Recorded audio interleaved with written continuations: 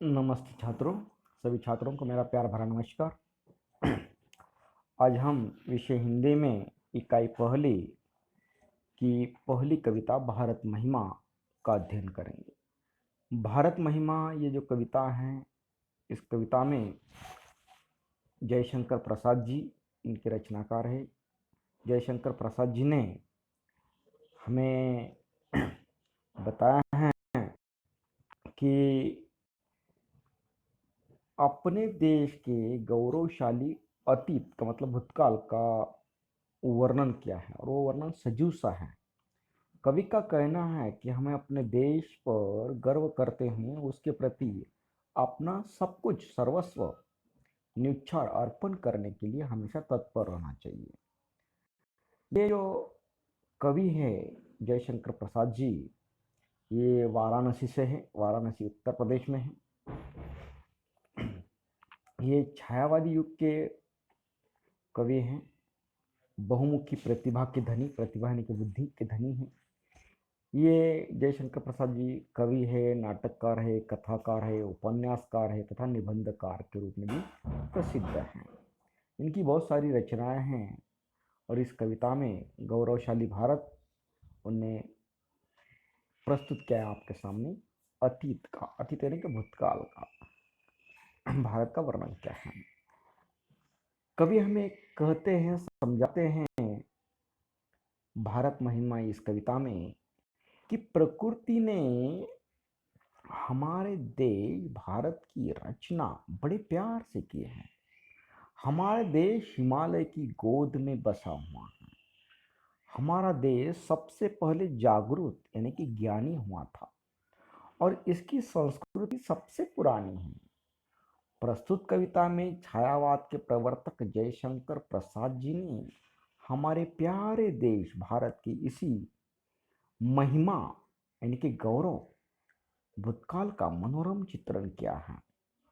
कवि की आकांक्षा है कि हमें सदैव अपने देश पर, इसकी सभ्यता और संस्कृति पर गर्व करना चाहिए।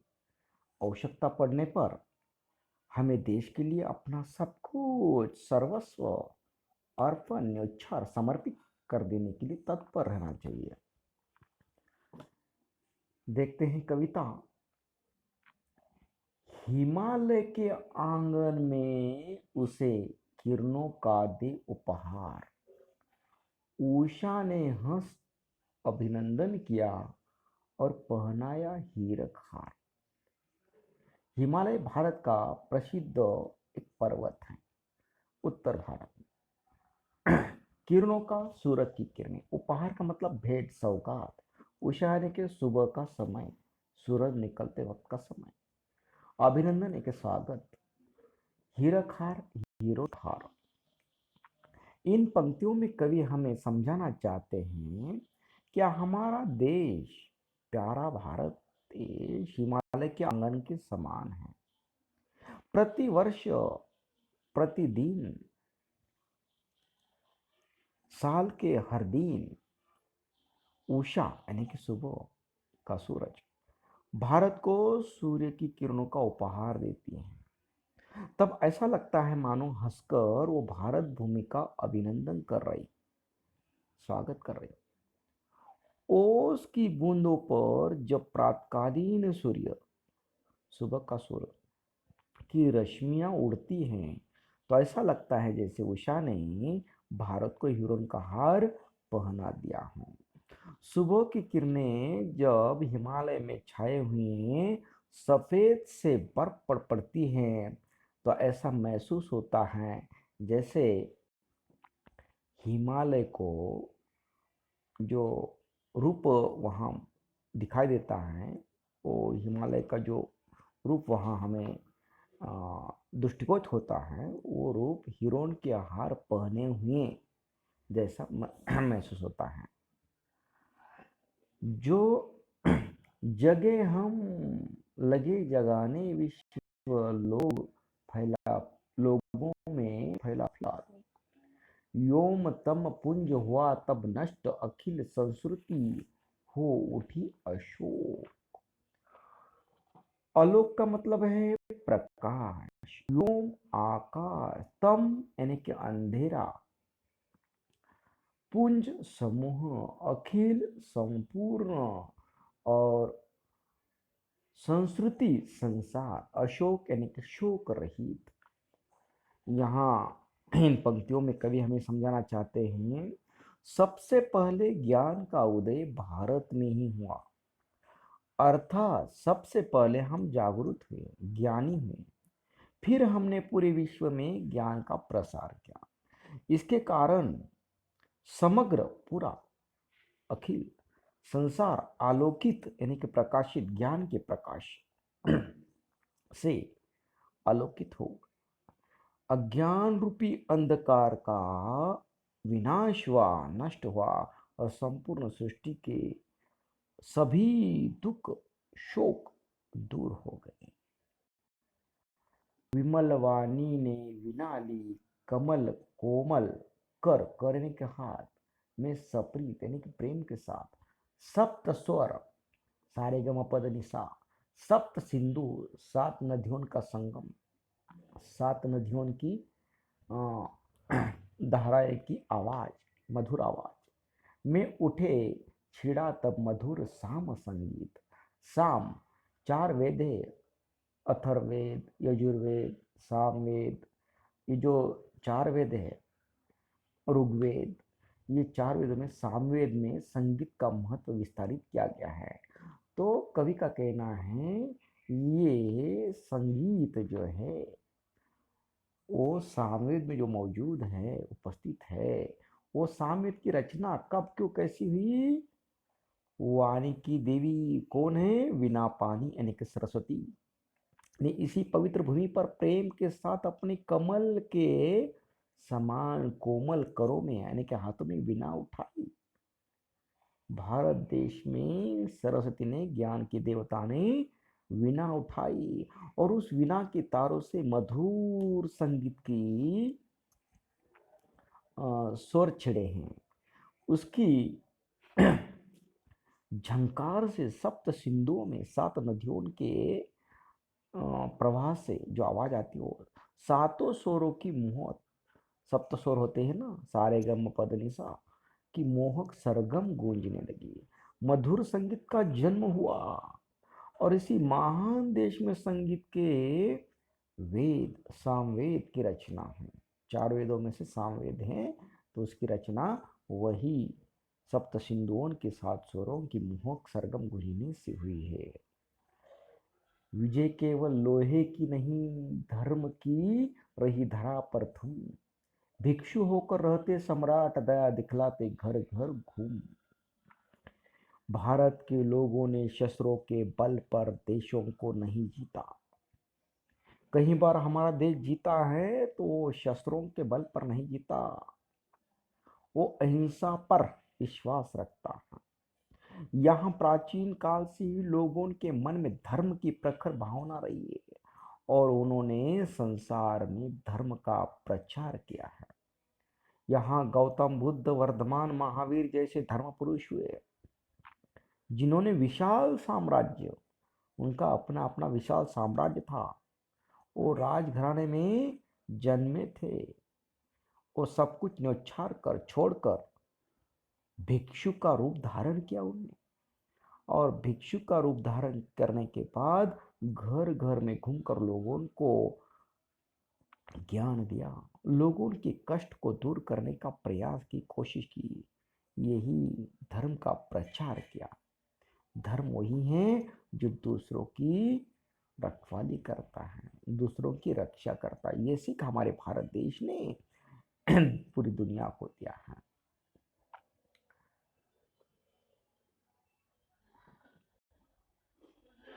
यवन को दिया दान, यवन को दिया दया का दान, चीन को मिली धर्म की दृष्टि, मिला था स्वर्ण, स्वर्ग का मतलब ब्रह्मदेश, अब उसे म्यांमार कर दी, भूमि को रत्न, सील की सिंहल को भी सृष्टि।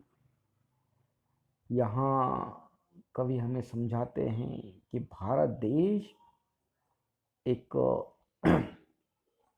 दान देने में ज़्यादा भरोसा रखता है। हमारे भारत पर मोहम्मद घोरी ने कई बार हमला किया, हमने उसे कई बार पराजित कर दिया, हरा दिया, तो भी हमने उसे माफ़ कर दिया, उसे सजा नहीं की। हमने मोहम्मद घोरी को पराजित करने के बाद भी दयापूर्वक क्षमा कर दिया। हमारे देश से ही चीन को धर्म की दृष्टि मिली। कैसे? भारत के महान सम्राट अशोक ने अपने पुत्र लड़का महेंद्र और लड़की पुत्री संघमित्रा को बौद्ध धर्म के प्रचार के लिए चीन स्वर्ण भूमि यानी कि ब्रह्मदेश अर्थात जावा और श्रीलंका भेजा। ब्रह्मदेश और श्रीलंका के लोग उनको पंचशील, गौतम बुद्ध के जो पंचशील है वो कौन से है? अहिंसा, अस्तेय, अपरिग्रह, सत्य, ब्रह्मचर्य आदि के सिद्धांत सिखाए, सिद्धांत दिए। किसी का हमने छीना नहीं, प्रकृति का रहा पालना, यही पालन मतलब नियम। हमारी जन्मभूमि थी यही, कहीं से हम आए थे नहीं। भारतवासियों ने कभी किसी की संपत्ति या किसी का राज्य छीनने का प्रयास नहीं किया। हमें प्रकृति ने प्रत्येक वस्तु मुक्त हस्त से प्रदान की है। हमारे भारत देश को इस निसर्ग ने, प्रकृति ने सब कुछ खुले हाथों से प्रदान किया है, दिया है, समर्पित किया है। प्रकृति की हमारे देश पर महान कृपा रही है। यहाँ की शस्य श्यामला भूमि, हिमाच्छादित गिरी शिखर, घाटियाँ, वादियों, सदा निरा नदियाँ, सदा बहने वाली झरने, फूल, फल, संसाधनों से भरपूर जंगल सभी अनुपम है, लाजवाब है, अद्वितीय है। भारत सदा से हमारी जन्मभूमि है। हम इसी देश की संतानें हैं। हम बाहर के किसी स्थान से आकर यहाँ नहीं बसे। हम मूलतः ही भारतवासी हैं, यहीं जन्मे हैं। जैसा कि कुछ विदेशियों का कहना है कि हम बाहर से नहीं, हम इसी देश की संतान हैं। ये देश हमारी माँ के समान है, हमें इसी की पुत्र हैं। चरित के पूत भुजा में चरित थे पूत, भुजा में शक्ति, नम्रता रही सदा संपन्न। हृदय में गौरव था, गर्व, किसी को देख न सके विपन्न, विपन्न के निर्धन गरीब, विपन्न के निर्धन गरीब। भारत भारत के लोग सदा से चरित्रवान रहे हैं। हम सभी चरित्रवान थे। भारत माता के सभी पुत्र चरित्रवान हैं। हम सभी पुत्र चरित्रवान हैं। हमारे हाथों में, बाहों में, भुजाओं में भरपूर शक्ति रही है। भारतीयों में वीरता की कभी कमी नहीं रही। साथ ही वीरता तो है, ताकत, शक्ति, बल सब कुछ है, लेकिन हमारा सदा का गुण है नम्रता। नम्रता हमारे भारतीयों में कूट कूट कर भरी हुई है। हमने कभी अपनी उपलब्धियों पर घमंड नहीं किया। हमने जो जो कुछ हासिल किया है हमारी मेहनत के बल पर, उस पर घमंड नहीं किया। हम घमंड नहीं करते। हम नम्रता से सब कुछ सह लेते। हमें अपनी सभ्यता और संस्कृति पर गर्व रहा है। हम कभी किसी को दुखी नहीं देख सके। दीन दुखियों की सेवा करने के लिए हम भारतवासी सदैव तत्पर रहते, तैयार रहते। हमारे संचय में था दान, अतिथि थे सदा हमारे देव भगवान।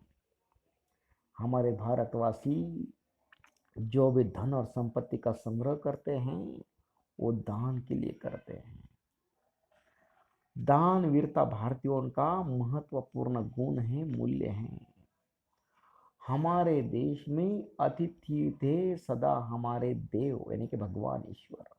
हमारे देश में अतिथियों को सदा देवता के समान पूजा जाता है, माना जाता है, सम्मान किया जाता है। वचन में सत्य, हृदय में तेज, प्रतिज्ञा में रहती थी टेव यानी कि आदत। भारत के लोग सत्य बोलना अपना धर्म मानते हैं। यहाँ झूठी बात कोई करता नहीं। सच को निभाने के लिए अपना सब कुछ न्यौछावर करने के लिए तैयार रहते हैं, और जो शब्द दिया है वो शब्द को पालने के लिए सब कुछ अर्पण करते हैं।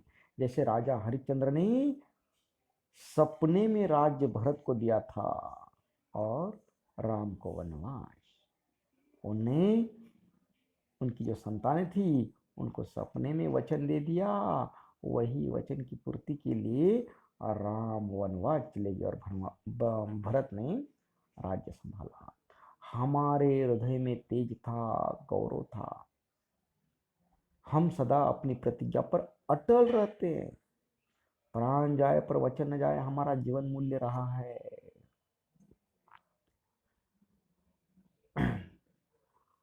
वही है रक्त, वही है देश, वही साहस है वैसा ज्ञान, वही है शांति, वही है शक्ति, वही हम दिव्य आर्य संतान। आज भी हम भारतीयों की धमनियों में, नसों नसों में उन्हीं पूर्वजों का रक्त प्रभावित हो रहा है, वही खून प्रभावित हो रहा है। आज भी हमारा देश वैसा ही है, आज भी हम भारतीयों में वैसा ही साहस है। भारतीय आज भी ज्ञान के क्षेत्र में सबसे आगे है। आज भी हम सबसे पहले के समान शांति के पुजारी हैं। देशवासियों में वैसी ही शक्ति है। हम उन्हीं आर्यों की दिव्य संतानें हैं। जिए तो सदा के लिए यही अभिमान रहे, यह हर्ष यानी कि खुशी आनंद निछावर कर दे हम सर्वस्व, हमारा प्यारा भारतवर्ष, भारत राष्ट्र, भारत देश। भारतवर्ष मतलब भारत राष्ट्र। हम जब तक जिए इसी देश के लिए जिए, हमें इसकी सभ्यता और संस्कृति पर अभिमान है और हर्ष है, खुशी है कि हमने इस भूमि पर जन्म लिया है। यह हमारा प्यारा भारतवर्ष है, भारत देश है। यदि कभी आवश्यकता पड़े, जरूरत पड़े तो इसके लिए, हमारे मातृभूमि के लिए, भारत देश के लिए हम अपना सर्वस्व न्यौछावर कर देने के लिए दिन रात 24 घंटे तैयार है। हमारा सब कुछ न्यौछावर कर देंगे। हमारी भारत भूमि महान है। यहाँ पर एक कविता समाप्त होती है। कविता के अंत में कुछ प्रश्न दिए हैं, उन प्रश्नों को हल करें और 200 पन्नों का एक रजिस्टर करें। उस रजिस्टर में सभी प्रश्नों उत्तर लिख कर रखें। धन्यवाद।